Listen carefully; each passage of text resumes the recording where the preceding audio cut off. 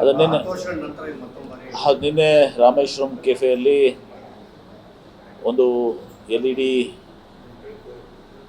Timer ಇವತ್ತು ದಿವಸ bomb ಸ್ಫೋಟ ತಗೊಂಡು 7-8 ಮಂದಿ ಜನ ಇವತ್ತು ದಿವಸ ಅದರಲ್ಲಿ ಗಾಯಗೊಂಡಿದ್ದಾರೆ. ಈ ಕೃತ್ಯ ಯಾರು ಎಸಗಿದ್ದಾರೆ, ಯಾಕೆ ಎಸಗಿದ್ದಾರೆ ಅಂಥೇಳಿ ಅತ್ಯಂತ ಸೂಕ್ಷ್ಮವಾದಂಥ ವಿಚಾರ. ಇದನ್ನು ರಾಜ್ಯ ಸರ್ಕಾರ, NIA ಎಲ್ಲ ರೀತಿಯಲ್ಲಿ ಇವತ್ತು ದಿವಸ ಇದನ್ನು ತನಿಖೆಯನ್ನು ಮಾಡಿ ಇವತ್ತು ಇಂಥ ಕೃತ್ಯಗಳು, ಯಾಕಂದರೆ ಬೆಂಗಳೂರು ನಗರ ನಮ್ಮ ರಾಜ್ಯ ಶಾಂತಿಗೆ ಹೆಸರಾದಂಥದ್ದು.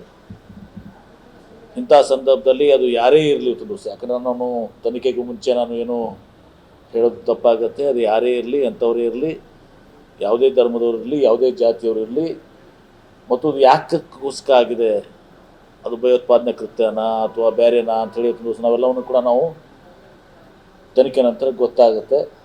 ಆ ಎಲ್ಲ ಆ್ಯಂಗಲ್ನಲ್ಲಿ ಕೂಡ ತನಿಖೆ ಮುಂದುವರಿಸಿ ಇವತ್ತು ಸರ್ಕಾರ, ಇವತ್ತು ದಿವಸ ರಾಜ್ಯ ಮತ್ತು ಕೇಂದ್ರ ಸರ್ಕಾರಗಳು ಇಂಥ ಕೃತ್ಯಗಳನ್ನ ಎಸಗಿದ್ರ ಮೇಲೆ ಕ್ರಮವನ್ನು ಕೈಗೊಳ್ತೀವಿ.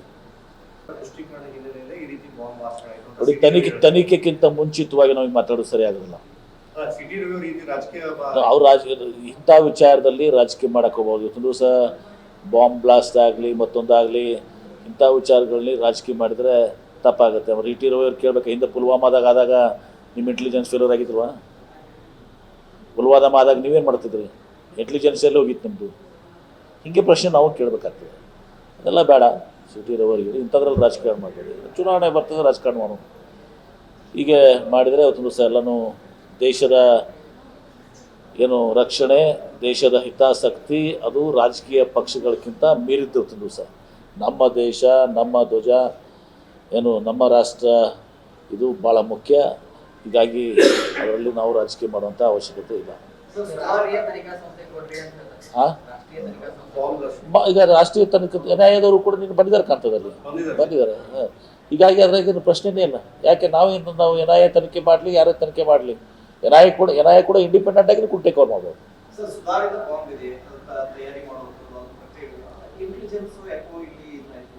ನೋಡಿ, ಎಲ್ಲನೂ ಕೂಡ ಈಗ ಮತ್ತು ಪುಲ್ವಾಮಾದಾಗ ಏನು ಇಂಟೆಲಿಜೆನ್ಸ್ ಏನಾಗಿತ್ತು? ಟ್ರಕ್ ಲೋಡ್ ಗಟ್ಟಲೆ ಇವತ್ತು ದಿವಸ ಎಷ್ಟು ಬಂದಿತ್ತು ಮಟೀರಿಯಲ್ ಗೊತ್ತಾನೆ? ಪುಲ್ವಾಮಾದಾಗ ಎಷ್ಟು ಲೋಡ್ ಬಂದಿತ್ತು? ಲೋಡ್ ಗಟ್ಟಲೆ ಮಟೀರಿಯಲ್ ಬಂದಿತ್ತು. ಅವಾಗ ಇಂಟೆಲಿಜೆನ್ಸ್ ಎಲ್ಲಿ ಹೋಗಿತ್ತು? ಹೀಗಾಗಿ ಅದನ್ನೆಲ್ಲ ನಾನು ಪ್ರಶ್ನೆ ಮಾಡೋದಿಲ್ಲ. ನಾನು ಇವೆಲ್ಲವೂ ಕೂಡ ಯಾರೇ ಮತ್ತೊಂದು ಸಹ ಆಗಲಿ ಇಂಥ ಘಟನೆಗಳಾಗ್ತವೆ, ಅದನ್ನು ನಾವು ಇದು ಮಾಡೋದು. ಇದ್ರಾಗ ರಾಜಕೀಯ ನಾವು ಬಳಸಕ್ಕೆ ಹೋಗ್ಬಾರ್ದು. ಪುಲ್ವಾಮಾ, ಬಾಲಾಕೋಟ್ ಅವ್ರು ರಾಜಕೀಯಕ್ಕೆ ಬಳಸ್ಕೊಂಡಿರ್ತಾರೆ ಅದ ನಂತರ. ಆದ್ರೆ ಪುಲ್ವಾಮಾ ಯಾಕಾಯ್ತು? ಅವಾಗ ಇಂಟೆಲಿಜೆನ್ಸ್ ಫೇಲ್ಯೂರ್ ಯಾಕಾಗಲಿಲ್ಲ?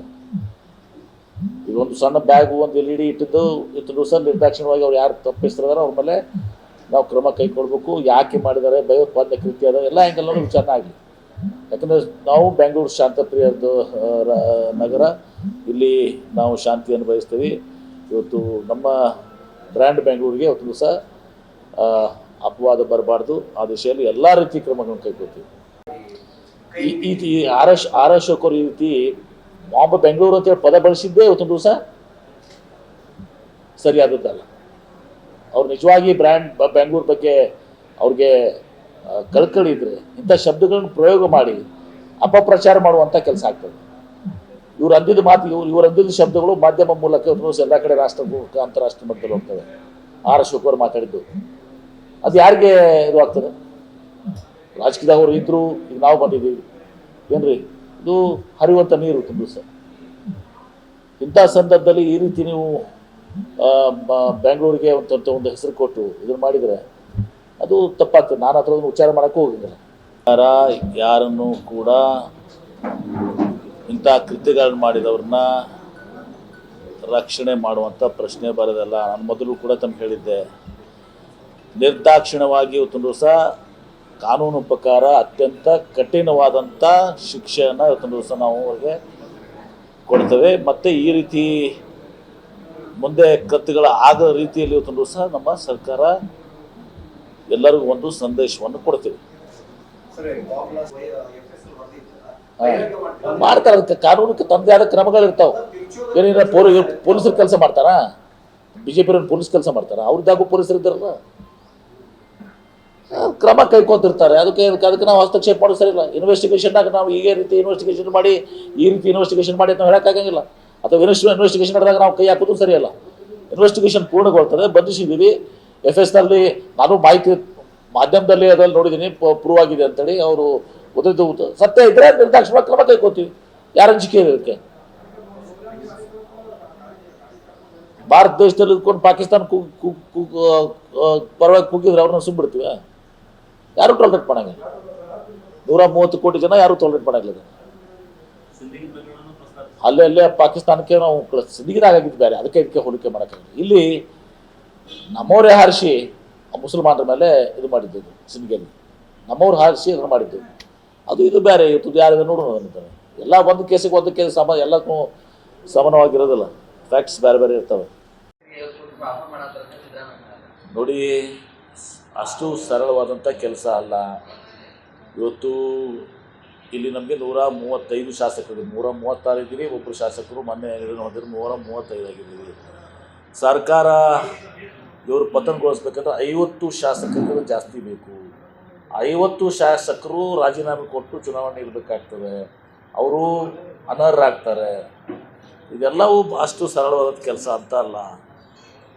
ಮಧ್ಯ ಒಂದು 4-5 ಇದ್ದರೆ ಏನೋ ಮಾಡ್ಬೋದಾಗಿತ್ತು ಅಂತ ತಿಳ್ಕೊಳ್ತೀನಿ. ಕುದುರೆ ವ್ಯಾಪಾರ ನಡೆದಿದೆಯಾ ಅಥವಾ ಇಲ್ಲ ಅಂತ ಮುಖ್ಯಮಂತ್ರಿಗಳು ಹೇಳ್ತಾ ಇರೋ ಮಾಹಿತಿ ಇರ್ತದೆ. ಅದೇ ಮುಖ್ಯಮಂತ್ರಿಗಳ ಮಾಹಿತಿ ಇರ್ತಲ್ಲ, ಮುಖ್ಯಮಂತ್ರಿಗಳು ಅವ್ರಿಗೆ ಮಾಹಿತಿ ಇರ್ತದೆ. ಎಲ್ಲ ಇಂಟೆಲಿಜೆನ್ಸ್ ಇರೋದು ಅವ್ರ ಕಡೆ.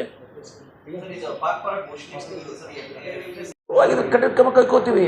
ಅದರಲ್ಲೇನಿದೆ? ಘೋಷಣೆ ಕೂಗಿದ್ರೆ ನಾವು ನಿರ್ದಾಕ್ಷಿಣ್ಯವಾಗಿ ಕ್ರಮ ಕೈಕೋತೀವಿ. ಕಾನೂನು ಪ್ರಕಾರ ಇವತ್ತು ದಿವಸ ಏನು ಹೆಚ್ಚು ಶಿಕ್ಷೆ ಒದಗಿಸ್ಬೇಕು, ಎಲ್ಲ ರೀತಿಯ ಸೆಕ್ಷನ್ಸ್ ಹಾಕಿ ಅವ್ರಿಗೆ ನಾವು ಅವ್ರ ಮೇಲೆ ಶಿಕ್ಷೆ ಕ್ರಮ ಕೈಕೋತೀವಿ. ಅದ್ರಾಗೇನು ಎರಡು ಮಾತಿಲ್ಲ. ಯಾರು ಇದನ್ನು ಟಾಲರೇಟ್ ಮಾಡುವಂಥ ಪ್ರಶ್ನೆ ಬರಂಗಿಲ್ಲ. ಯಾರು ಕೂಡ ಮುಚ್ಚಾಕುವಂಥ ಪ್ರಶ್ನೆ ಬರ್ತದೆ. ತನಿಖೆ ಆಗಲಾರ್ದೆ ಇವತ್ತು ದಿವಸ ನಾವು ಮಾತನಾಡೋದು ಸೂಕ್ತ ಅಲ್ಲ. ಅದನ್ನು ಈ ತನಿಖೆ ಆಗಿದೆ, ಅವನ್ನೆಲ್ಲ ಬಂದು ಮಾಡಿದ್ದಾರೆ. FSL ರಿಪೋರ್ಟ್ ಇದೆ. ಅವರೆಲ್ಲರೂ 4 ಜನರು ಬಂಧಿಸಿ ಒಂದನ್ನು ಕೂಡ ಮಾಡಿದ್ದಾರೆ. ಅದ್ರ ಮೇಲೆ ಕ್ರಮ ಕೈಗೊಳ್ತೀವಿ. ಅಲ್ಲ ಸರ್, ರಿಪೋರ್ಟ್ ಬರೋಕ್ಕಿಂತ ಮುಂಚೆನೇ ಪ್ರಿಯಾಂಕಾ ಖರ್ಗೆ ಅವರು ಕೂಡ ಅದಕ್ಕೆ ಇಲ್ಲ, ಆ ರೀತಿ ಆಗಿಲ್ಲ, ಹೋಗಿಲ್ಲ ಅಂತ ಅವ್ರಿಗೆ ಆ ಮಾಹಿತಿ ಕೊಟ್ಟಾಗ ಸಂದರ್ಭದಲ್ಲಿ ಅವ್ರಿಗೆ ಆ ಮಾಹಿತಿ, ಯಾಕೆ ನನಗೂ ಒಂದು ಫ್ಯಾಕ್ಟ್ ಚೆಕ್ನಾಗ ಬಂತು, ಒಂದು ಬಂತು ಫ್ಯಾಕ್ಟ್ ಚೆಕ್ನಾಗ ಅಂತ ಹೇಳಿ ಬಂದಿತ್ತು, ನನಗೂ ಬಂದಿತ್ತು. ಅದು ನಾನು ಕಮೆಂಟ್ ಮಾಡಲಿಲ್ಲ. ಹೀಗಾಗಿ ಅವತ್ತು ಅವ್ರು ಹೇಳಿರ್ಬೇಕು. ಆಯ್ತಲ್ಲ, ಈಗೇನು ಅಂತಿಮವಾಗಿ ಏನಾಗ್ತದೆ? ಯಾವುದು ಮಾಡ್ತಾರೆ? ಕಾನೂನಿಗೆ ತಂದೆ ಆದ ಕ್ರಮಗಳಿರ್ತಾವೆ. ಏನೇನು ಪೊಲೀಸರು ಕೆಲಸ ಮಾಡ್ತಾರಾ? BJP ಪೊಲೀಸ್ ಕೆಲಸ ಮಾಡ್ತಾರೆ, ಅವ್ರದ್ದಾಗೂ ಪೊಲೀಸರು ಇದ್ದಾರಲ್ಲ, ಕ್ರಮ ಕೈಗೊಂತಿರ್ತಾರೆ. ಅದಕ್ಕೆ ನಾವು ಹಸ್ತಕ್ಷೇಪ ಮಾಡೋದು ಸರಿ ಇಲ್ಲ. ಇನ್ವೆಸ್ಟಿಗೇಷನ್ನಾಗ ನಾವು ಈ ರೀತಿ ಇನ್ವೆಸ್ಟಿಗೇಷನ್ ಮಾಡಿ ಅಂತ ನಾವು ಹೇಳೋಕ್ಕಾಗಂಗಿಲ್ಲ. ಅಥವಾ ಇನ್ವೆಸ್ಟಿಗೇಷನ್ ನಡೆದಾಗ ನಾವು ಕೈ ಹಾಕೋದು ಸರಿಯಲ್ಲ. ಇನ್ವೆಸ್ಟಿಗೇಷನ್ ಪೂರ್ಣಗೊಳ್ತದೆ, ಬಂಧಿಸಿದ್ದೀವಿ. FSನಲ್ಲಿ ನಾನು ಮಾಹಿತಿ ಮಾಧ್ಯಮದಲ್ಲಿ ಅದ್ರಲ್ಲಿ ನೋಡಿದ್ದೀನಿ, ಪ್ರೂವ್ ಆಗಿದೆ ಅಂತೇಳಿ. ಅವರು ಓದಿದ್ದು ಸತ್ಯ ಇದ್ದರೆ ನಿರ್ದಾಕ್ಷಿಣ್ಯವಾಗಿ ಕ್ರಮ ಕೈಗೊಳ್ತೀವಿ. ಯಾರ ಅಂಜಿಕೆ ಇದೆ ಇದಕ್ಕೆ? ಭಾರತ ದೇಶದಲ್ಲಿ ಇದ್ಕೊಂಡು ಪಾಕಿಸ್ತಾನ ಪರವಾಗಿ ಕೂಗಿದ್ರೆ ಅವ್ರನ್ನ ಸುಮ್ಬಿಡ್ತೀವಿ? ಯಾರು ಟಾಲರೇಟ್ ಮಾಡಂಗಿಲ್ಲ. 130 ಕೋಟಿ ಜನ ಯಾರು ಟಾಲರೇಟ್ ಮಾಡಂಗಿಲ್ಲ.